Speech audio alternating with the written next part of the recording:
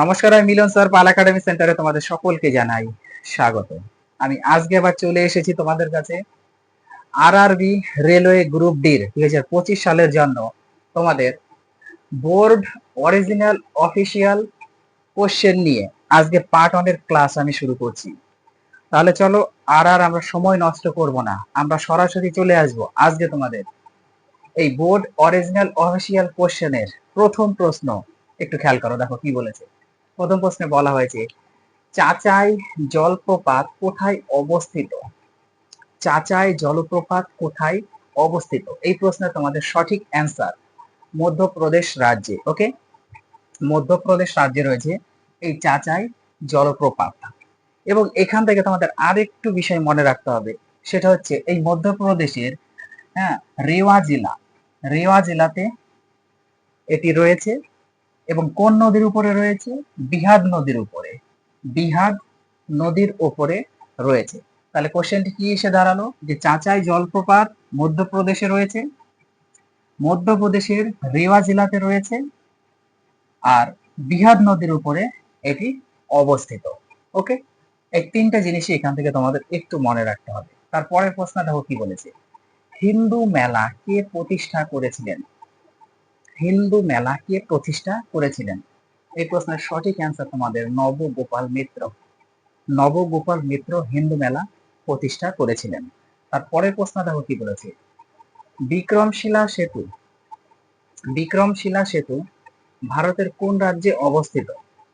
বিক্রমশিলা সেতু ভারতের কোন রাজ্যে অবস্থিত? এই প্রশ্নের তোমাদের সঠিক অ্যান্সার হয়ে যাবে হচ্ছে বিহার, বিহার রাজ্যে অবস্থিত। তারপরের প্রশ্ন দেখো কি বলেছে, কেচোর রেচন অঙ্গের নাম কি? কেচোর রেচন অঙ্গের নাম কি? এই প্রশ্নের তোমাদের সঠিক অ্যান্সার হয়ে যাবে নেফ্রিডিয়া। নেফ্রিডিয়া হলো কেচোর রেচন অঙ্গের নাম। তারপরের প্রশ্ন দেখো কি বলেছে, এনটিপিসি এর সদর দপ্তর কোথায় অবস্থিত? এনটিপিসি এর সদর দপ্তর কোথায় অবস্থিত? এই প্রশ্নে তোমাদের সঠিক অ্যান্সার হচ্ছে নিউ দিল্লি। নিউ দিল্লিতে এনটিপিসি এর সদর দপ্তর রয়েছে। তারপরের প্রশ্নটাও কি বলেছে, প্রাকৃতিক রবার উৎপাদনে, প্রাকৃতিক রবার উৎপাদনে ভারতের শীর্ষে কোন রাজ্য রয়েছে? প্রাকৃতিক রবার উৎপাদনে ভারতের শীর্ষে কোন রাজ্য রয়েছে? এই প্রশ্নের সঠিক অ্যান্সার তোমাদের কেরালা। ভারতের কেরালা রাজ্য রয়েছে এবং রবার উৎপাদনে ভারতের শীর্ষে রয়েছে এই কেরালা রাজ্যটি। কোন রবার? প্রাকৃতিক রবার। তারপরের প্রশ্ন দেখো কি বলেছে, নেবার্ড কত সালে প্রতিষ্ঠিত হয়েছিল?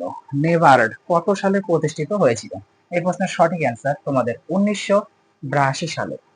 1982 সালে এই নেবার্ড প্রতিষ্ঠিত হয়েছিল। তারপরের প্রশ্ন দেখো কি বলেছে, আর্সেনিকের অভাবে কোন রোগটি হয়? আর্সেনিকের অভাবে কোন রোগ হয়? আর্সেনিকের অভাবে রোগ হয়ে থাকে black foot disease. Black foot disease আর্সেনিকের অভাবে হয়ে থাকে। তারপরের প্রশ্ন দেখো কি বলেছে, চিল্কা হ্রদ কোন রাজ্যে অবস্থিত? চিল্কা হ্রদ কোন রাজ্যে অবস্থিত? এই প্রশ্নের সঠিক অ্যান্সার তোমাদের ওড়িশা। ওড়িশা রাজ্যে চিল্কা হ্রদ রয়েছে। তারপরের প্রশ্ন, সম্বর হ্রদ কোন রাজ্যে অবস্থিত? সম্বর হ্রদ কোন রাজ্যে রয়েছে? চিল্কা হ্রদ যেমন তোমাদের ওড়িশাতে, এবার সম্বর হ্রদ কোথায় রয়েছে? সেটা হচ্ছে রাজস্থান। সম্বর হ্রদ রয়েছে কোথায়? রাজস্থানে। আর চিল্কা হ্রদ রয়েছে ওড়িশাতে। ওকে, তারপরের প্রশ্ন দেখো, ফারাক্কা বাঁধ কোন নদীর উপর অবস্থিত? ফারাক্কা বাঁধ কোন নদীর উপর অবস্থিত? এই প্রশ্ন তোমাদের সঠিক অ্যান্সার গঙ্গা নদীর উপরে। গঙ্গা নদীর উপরে রয়েছে ফারাক্কা বাঁধ। তারপরের প্রশ্ন কি বলেছে দেখো, একটি মৃদু অ্যাসিড হলো, একটি মৃদু অ্যাসিড হলো, এখানে তোমাদের অপশন আমি দিয়েছি H2O, H2CO3, না HNO3, না O2। তাহলে এই প্রশ্নের সঠিক অ্যান্সার তোমাদের হয়ে যাবে কি, একটু একটি মৃদু অ্যাসিড হলো, একটি মৃদু অ্যাসিড হলো HNO3। HNO3 হচ্ছে সঠিক অ্যান্সার, অর্থাৎ HNO3 means nitric acid. Nitric acid হচ্ছে একটি মৃদু অ্যাসিড। তারপরের প্রশ্ন কি, কোন উপাদানের অভাবে গাছের সাদা মুকুল রোগটি হয়? কোন উপাদানের জন্য গাছের সাদা মুকুল রোগটি হয়? এই প্রশ্ন তোমাদের সঠিক অ্যান্সার একটু জানতে হবে। অনেক সময় তোমাদের অনেক ধরনের অপশন থাকতে পারে। প্রথমে দেখো, কোন উপাদানের অভাবে গাছের সাদা মুকুল রোগটি হয়? জিঙ্কের অভাবে হতে পারে জেডেন, জেডেন এর অভাবে হতে পারে, এস এর অভাবে হতে পারে মিন্স সালফার, আর অ্যান্টোনিম নাইট্রোজেন, অর্থাৎ জিঙ্ক, সালফার, নাইট্রোজেন তিনটের অভাবেই হতে পারে। তোমাদের অপশনে যেটা থাকবে সেটাই দিবে। ওকে, এছাড়াও এই তিনটে যদি না থাকে, জিঙ্ক, সালফার এবং নাইট্রোজেন যদি না থাকে, এই তিনটে অপশন না দিয়ে তোমাদের দিয়ে দিল এটি একটি পুষ্টি বা পুষ্টি উপাদানের অভাবে হয় এবং ছত্রাকের অভাবে হয়। এটা একটু মনে রাখতে হবে। অর্থাৎ গাছের সাদা মুকুল যে রোগটি, এটা পুষ্টির অভাবে হতে পারে, আবার ছত্রাকের অভাবেও হতে পারে। এই দুটো তোমাদের মনে রাখতে হবে এবং এর সঙ্গে তোমাদের জিঙ্ক, সালফার এবং নাইট্রোজেন এই তিনটে একটু মনে রাখতে হবে। ওকে, আশা করি কোশ্চেনটি তোমরা বুঝতে পেরেছো। তার পরের প্রশ্নে চোখ রাখো। তাহলে কি বলেছি? পরের প্রশ্নে বলা হয়েছে যে আইসোটোপ নেই এমন একটি মৌল কি? কোশ্চেনটি কি বলেছে? বলেছে আইসোটোপ নেই এমন একটি মৌল কি? এই প্রশ্নে তোমাদের অ্যান্সার হয়ে যাবে ফ্লুওরিন। বেশিরভাগ ক্ষেত্রে তোমাদের এই ধরনের কোশ্চেন যদি করে থাকি তাহলে ফ্লুওরিনই থাকবে অপশন। কিন্তু এর সঙ্গে সঙ্গে তোমাদের আরেকটু মনে রাখতে হবে যে আইসোটোপ নেই এমন বিশেষ কয়েকটি মৌল, যেমন ফ্লুরিন, তারপরে আমি একটু লিখে রেখেছি aniline, sodium, aluminium, phosphorus, manganese. Okay, এই কটা নাম একটু মনে রাখবে তোমরা, যে ফ্লুরিনের সঙ্গে সঙ্গে সোডিয়াম, অ্যালুমিনিয়াম, ফসফরাস, ম্যাঙ্গানিজ। ওকে, তারপরের প্রশ্ন দেখো কি বলেছে, হেপাটাইটিস বি ভাইরাস কার মধ্যে থাকে? হেপাটাইটিস বি ভাইরাস কার মধ্যে থাকে? ওকে, এই প্রশ্নে তোমাদের সঠিক অ্যান্সার হয়ে যাচ্ছে লিভার। লিভারে হেপাটাইটিস বি যে ভাইরাস, এই ভাইরাসটা বসবাস করে। তারপরের প্রশ্ন দেখো কি বলেছে, কোন পঞ্চবার্ষিকী পরিকল্পনার সময় সবুজ বিপ্লব সূচিত হয়? কোন পঞ্চবার্ষিকী পরিকল্পনার সময় সবুজ বিপ্লব সূচিত হয়? এই প্রশ্নে তোমাদের সঠিক অ্যান্সার হচ্ছে তৃতীয় পঞ্চবার্ষিকী পরিকল্পনাতে। ওকে, এটাই হচ্ছে সঠিক অ্যান্সার। তারপরের প্রশ্ন দেখো কি বলেছে, আইন ই আকবরীর লেখককে? আইন ই আকবরীর লেখককে? এই প্রশ্নে তোমাদের সঠিক অ্যান্সার হবে আবুল ফজল। আবুল ফজল হলেন আইন ই আকবরের লেখক। তারপরের প্রশ্ন, কৃষ্ণ মৃত্তিকাকে স্থানীয় ভাষায় কি বলা হয়? কৃষ্ণ মৃত্তিকাকে স্থানীয় ভাষায় কি বলা হয়? অথবা তোমাদের এই কোশ্চেনটা এইভাবে করা হয় যে কৃষ্ণ মৃত্তিকার অপর নাম কি? কৃষ্ণ মৃত্তিকার অপর নাম অথবা কৃষ্ণ মৃত্তিকাকে স্থানীয় ভাষায় কি বলা হয়? ওকে, এই প্রশ্নের সঠিক অ্যান্সার হচ্ছে রেগুর মৃত্তিকা। রেগুর মৃত্তিকা হলো এই প্রশ্নের সঠিক অ্যান্সার।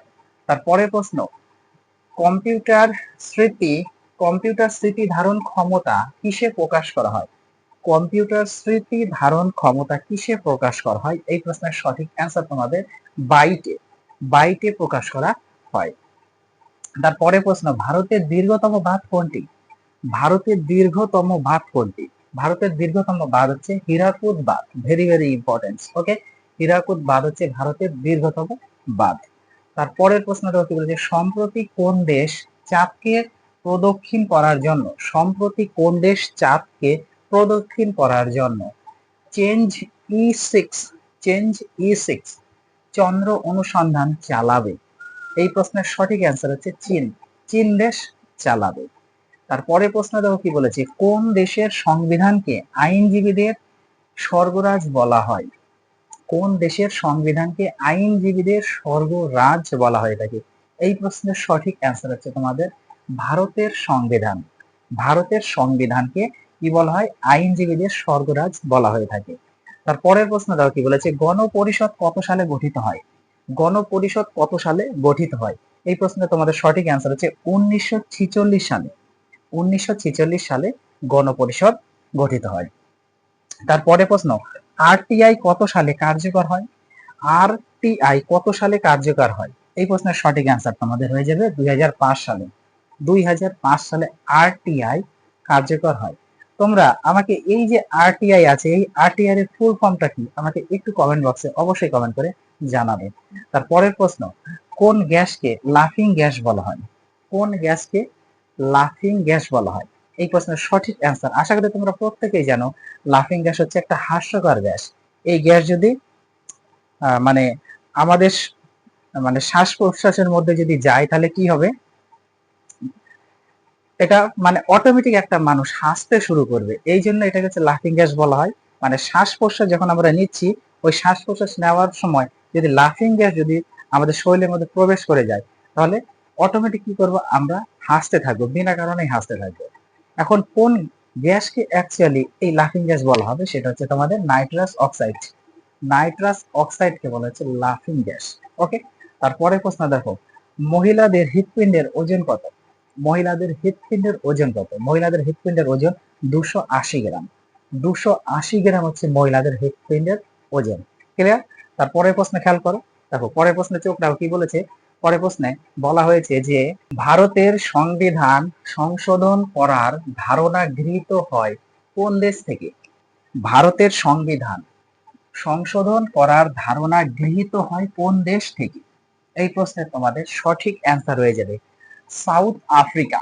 সাউথ আফ্রিকা থেকে এটি গৃহীত করা হয়েছে। ওকে, তারপরের প্রশ্ন দেখো কি বলেছে, ধূমায়মান নাইট্রিক অ্যাসিডের রং কি? ধূমায়মান নাইট্রিক অ্যাসিডের রং কি? এই প্রশ্ন তোমাদের সঠিক অ্যান্সার হচ্ছে বাদামি। ধূমায়মান নাইট্রিক অ্যাসিডের রং হচ্ছে বাদামি। তারপরের প্রশ্ন দেখো কি বলেছে, কোন অ্যাসিডের উপস্থিতিতে বৃষ্টির জল অম্ল হয়? কোন অ্যাসিডের উপস্থিতিতে বৃষ্টির জল অম্ল হয়? এই প্রশ্ন তোমাদের সঠিক অ্যান্সার হচ্ছে নাইট্রিক অ্যাসিড।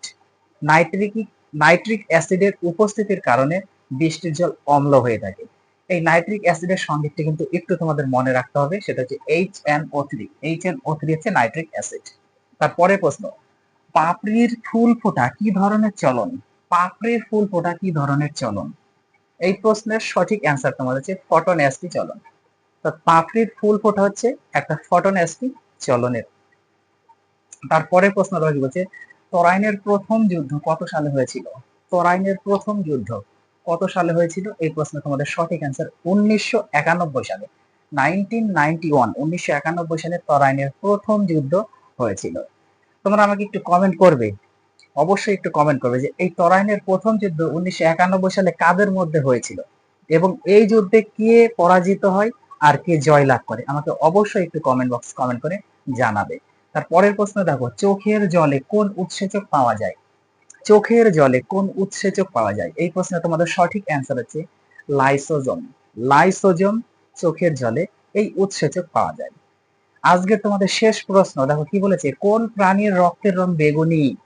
কোন প্রাণীর রক্তের রং বেগুনি? এই প্রশ্নের একটু সঠিক অ্যান্সার গুলি তোমরা আজকে জেনে নাও। কিছু সামুদ্রিক প্রাণী, কিছু সামুদ্রিক প্রাণী রয়েছে, যেমন চীনা বাদাম, চীনা বাদাম, কৃমি এবং ব্রাকিওপড। ব্রাকিওপড, চীনা বাদাম, কৃমি, অর্থাৎ কৃমির দিয়ে হয়, কিন্তু এখানে একটু মেনশন করে আমি দিয়েছি চীনা বাদাম কৃমি। ওকে, যদি শুধু অপশনে কৃমি থাকে তাহলে কৃমি দিতে হবে।